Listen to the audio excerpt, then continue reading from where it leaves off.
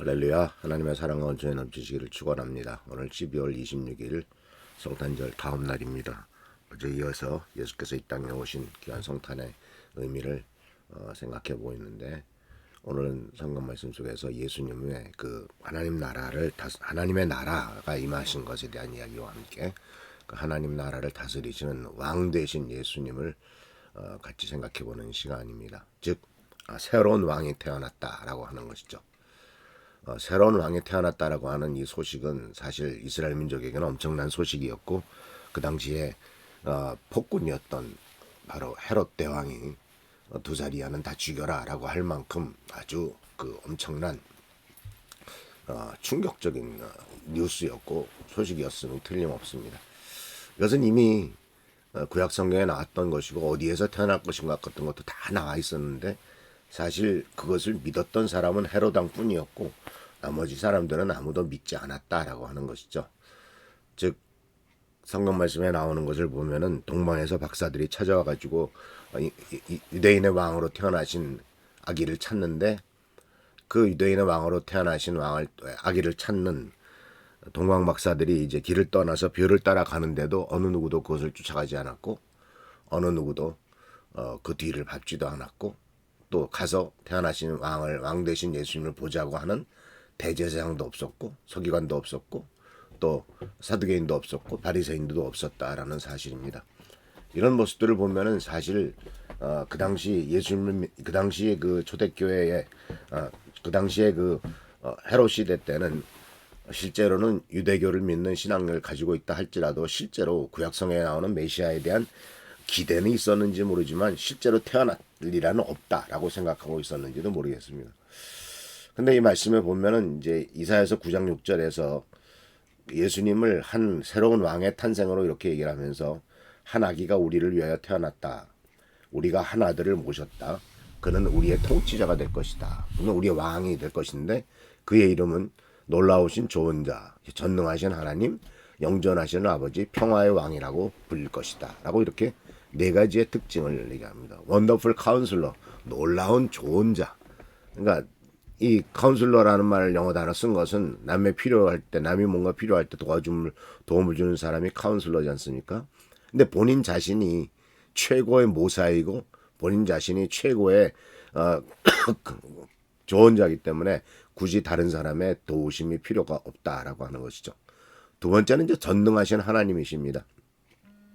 갓 태어난 어린 아이를 전능하신 하나님이라고 불릴 것이다. 아이가 하나님과 동일시되는, 결국 이 이스라엘 민족에 있어서의 전능하신 하나님이라고 하는 God Almighty라고 하는 이 하나님의 이름은 여호와 이레의 하나님은 사실은 전쟁의 신이죠. 즉 이스라엘 민족이 전쟁에 나갔을 때도 항상 이기고 항상 백성을 위해서 싸우신 하나님, 이러한 하나님을 표하고 있습니다. 이것은 바로 이 전능하다라고 하는 것에 대해서 무조건 모든 능력이 있다 그런 뜻도 있겠지만은, 그거보다 더 중요한 것은 하나님의 백성들을 위해서 싸우시는 하나님, 당신의 자녀들을 위해서 끝까지 보호하시고 지키시는 하나님이라고 하는 이와 같은 뜻이 이 전능하신 하나님 안에 달려 있는 것을 보게 됩니다. 그리고 또 영존하시는 아버지, 영원히 존재하시는 아버지에서 아버지와 같은 왕으로서 영원히 통치하고 계시다라는 것이죠. 폭군이나 자기 멋대로 하는 것이 아니라 아버지 같은 왕을 얘기하고 있는 거예요. 우리가 어렸을 때 아버지의 개념이 물론 그렇게 썩 좋지 않은 경우도 없지 않아 있습니다만, 물론 그때는 아버지가 자기가 아들에게 어떻게 해야 될지 잘 몰라서 또 사랑을 어떻게 표현하는 건지 배운 적도 없고, 또 막상 본인도 아버지로부터 받은 사랑도 없기 때문에 어떻게 표현하고 어떻게 아들을 사랑해야 될지 몰라서 그랬지, 아버지가 아들을 사랑하는 것은 뭐 말할 것도 없겠죠. 그래서 이 아버지 같은 사랑, 영원히 존재하시는 아버지로서의 하나님 예수님을 표현하고 있고, 네 번째는 평화의 왕, 평강의 왕이라고 이렇게 불릴 것을 말씀하고 있는 것입니다. 그래서 그의 왕권은 점점 더 커지고 나라의 평화도 끝없이 이어질 것이다. 온전히 주님을 섬기고 의지하는 나라가 이렇게 되는데, 안타깝게도 역사를 보면은 하나님을 믿고 예수님을 믿는 나라 싸운 가운데서도 캐톨릭과 기독교와의 싸움, 또 많은 그 전쟁, 이래서 수많은 사람이 죽은 것을 보게 됩니다. 근데 이런 것을 보면은 이것은 하나님의 책임이 아니라 인간이 정말 올바로 예수 그리스도를 믿고 올바로 하나님의 뜻을 따라 살지 않고 하나님의 권능을, 하나님의 능력을 자기의 유익을 위해서 사용했기 때문에 이런 일들이 생긴 것입니다. 그래서 하나님의 왕권은 동동, 예수님의 왕권은 점점 더 커가고 나라의 평화도 끝없이 이어질 것이다. 나라의 평화도 끝없이 이어지려면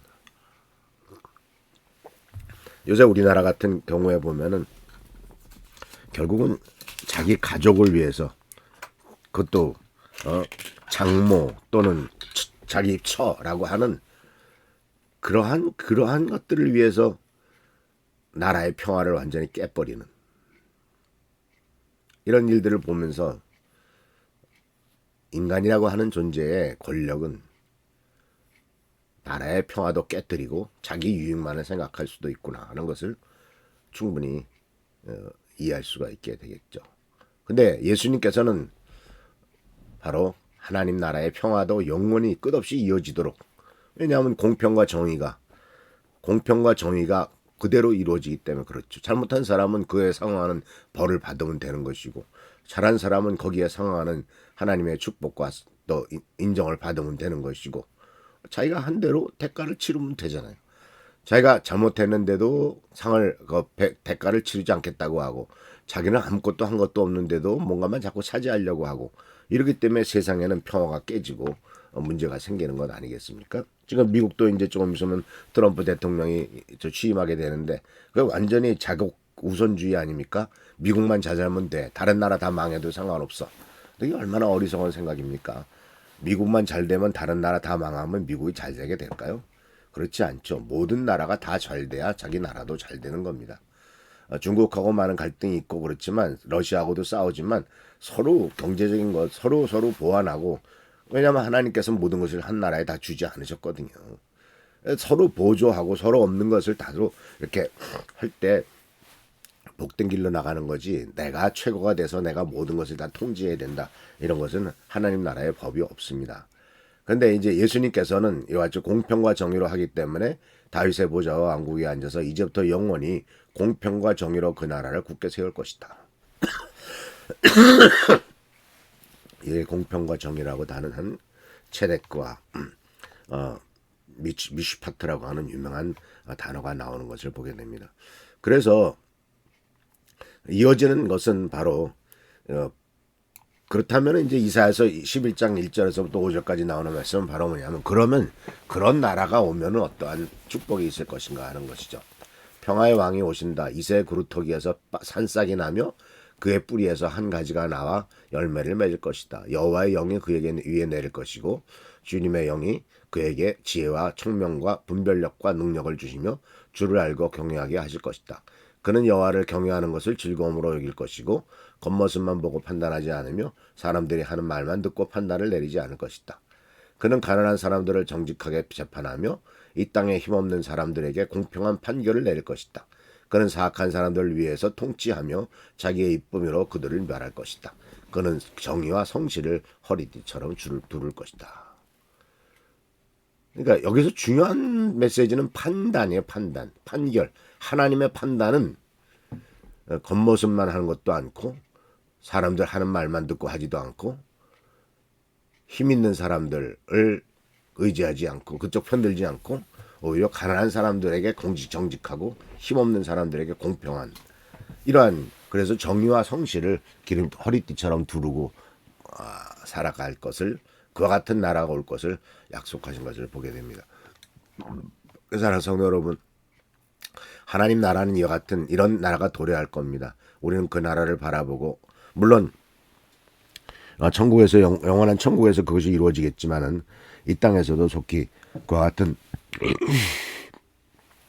하나님 나라가 이루어지도록 기도하고 힘쓰는 우리 한 성도님들 되시길 축원합니다.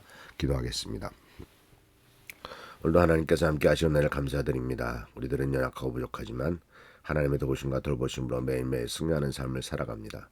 주여, 우리를 불쌍히 여겨주시고 이 땅에 왕으로 오신 예수 그리스도를 영접하고 공평과 정의로 다스리실 분을 기대하며 이 세상에 헛된 세상에 아버지 하나님 희망을 두지 말고 오직 하나님만을 찾아가는 우리가 되도록 인도하여 주옵소서.